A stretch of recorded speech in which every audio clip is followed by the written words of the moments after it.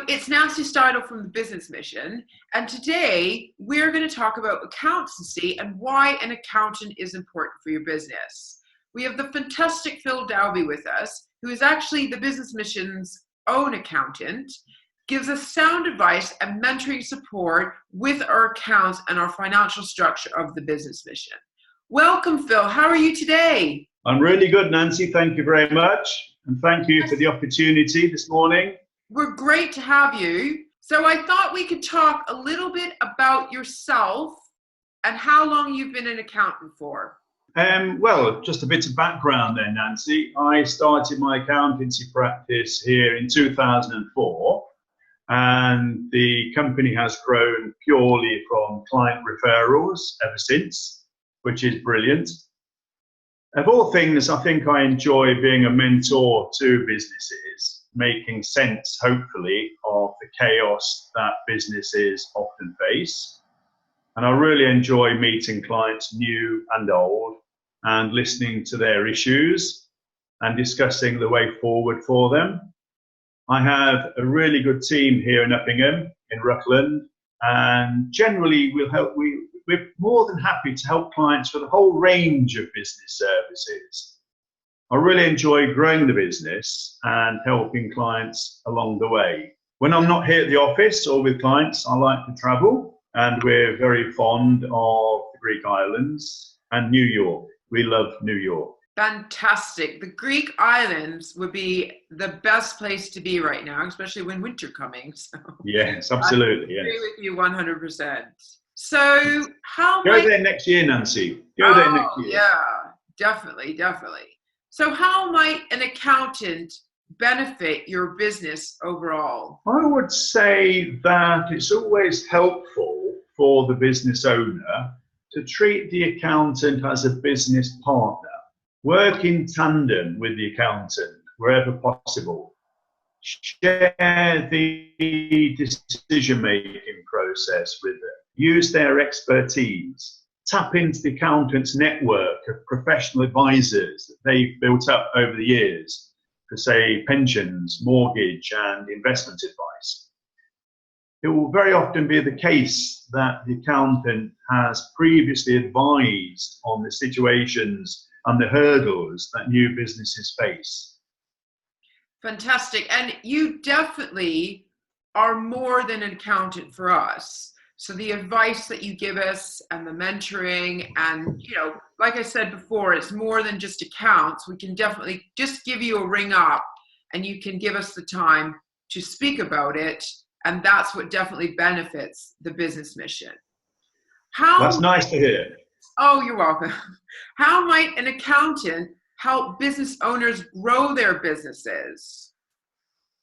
I think a good accountant should not only offer the sound accountancy and taxation advice that's obviously expected of them, that goes without saying, but they should also take it to that next level, understand their clients, understand their business and their aspirations, what they're trying to achieve. And then very often by helping the business owner with the burden of understanding the financial aspects of the business model, it frees the business owner up to concentrate on working on and not in the business. And again, it comes back to the concept of having the accountant as a business partner. Use their skills, communicate with them, always communicate. Yes, communication is really, really key. And I think it does add a lot of value to business if you communicate with your accountant. So what common challenges have you solved for other businesses in their industries? I think to a great extent, businesses of all shapes and sizes face similar challenges, whether it's understanding the complexities of the UK tax system or how to grow their business in, say, a sensible manner. I mean, as an example, personally, I was involved from the outset with a business startup where the company grew very quickly, really very quickly. And we met with the Dragon's Den and we went to America where we sold the company to an American company. In the early days of that particular business, the client faced exactly the same issues that most startups face. Regular contact with the client. That client needs regular input, I would say. So monitoring their accounting systems for them with, say, online accounting software is very helpful. And provide regular financial management information. Up-to-date tax planning, so there aren't any end-of-year tax payment surprises. Nobody wants that. This all helps to manage their cash flow requirements better. Yes, and I mean, we touch a little bit on cash flow when we help guide the individual through their business plan. However, we're not obviously accountants. We pass that business on to you.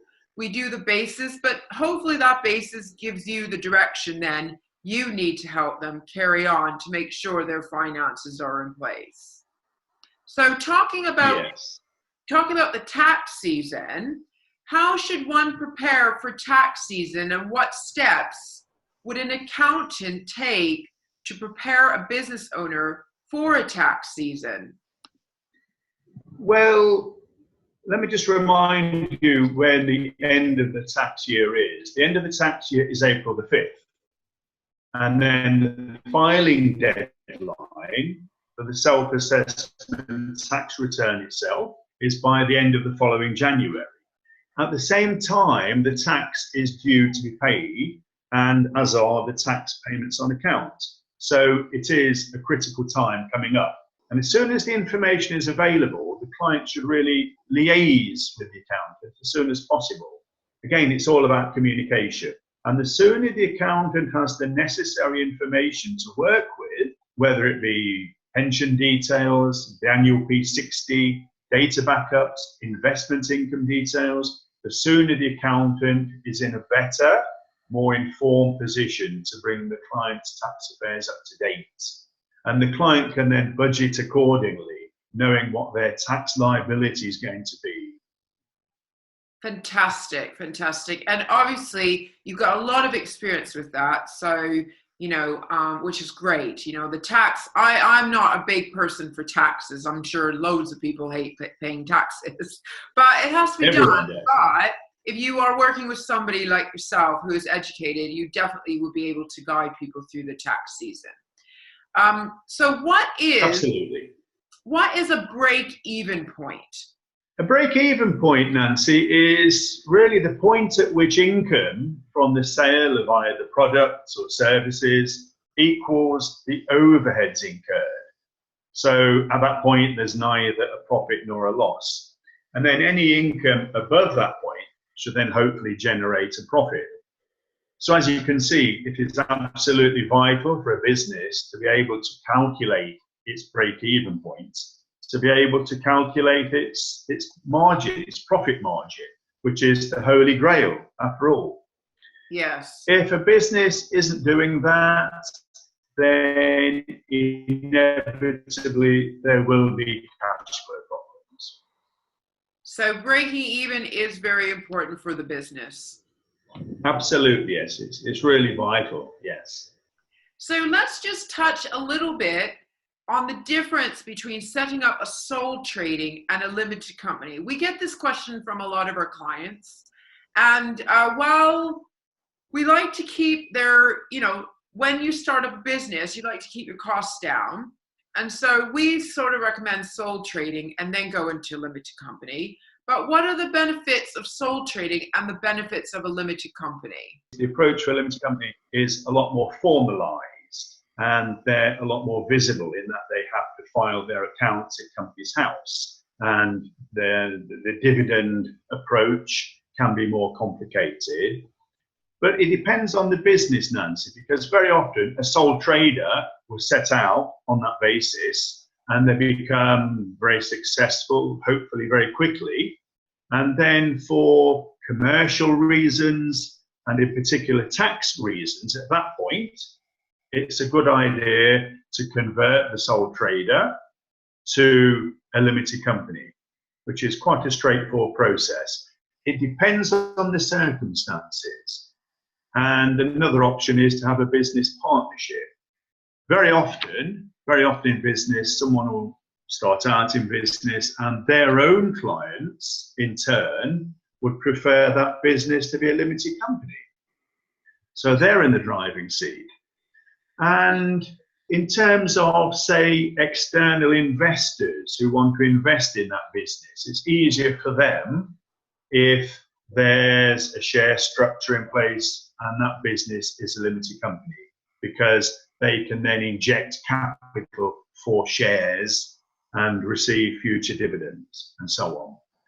So it's a complicated area, and there's certainly no quick answer. It certainly depends on the business circumstances at that time. We're just going briefly in it, but if you want some more advice on whether you should be a sole trader or a limited company, we can definitely put you in touch with Phil, who can go more into depth with you. So what sort of steps should a business owner take to make sure they do find a reliable, loyal, and trustworthy accountant as part of their business journey? In the first instance, Nancy, I would say it's like anything in life. If the accountant has come to you recommended by a friend or a business colleague or a family member or a supplier or a customer, then that's great, because that really is half the battle, and it gives the new business starter confidence that hopefully if those connections are recommending this person, that's good enough for them. Especially if you're new to the business and the taxation environment. Otherwise, if the accountant isn't being recommended, then do some research in exactly the same way as you would any business supplier. Check out their website, check out their social media presence. Do you want a national firm or a small local practice for a more informal approach, a more personal approach? And then get to know them. But the most important thing, I think, is make sure they listen. Make sure they listen to you. That's fantastic. So, Phil, do you have any final tips on accountancy or any further advice you'd like to share with us? Don't get bogged down in the detail. Take advice from solicitors, take advice from accountants, the professional network. Always take advice. If you're thinking about being self-employed, forming a limited company, then always take advice first and then take the plunge. Wonderful. Phil, you've been amazing. And as we guide people through business plans and do their basic cash flow, we then hand them over to Phil, who does such a great job carrying on with their financial side. So if you want more information about how Phil could help you on the accountancy side, then please do email us at the info@thebusinessmission.com. You can also go to our website, which is www.thebusinessmission.com, and our Facebook link, which is The Business Mission as well. Phil, it's been a real pleasure to speak with you. Thank you so much for your time. And we wish you a really good day. And yeah, take care.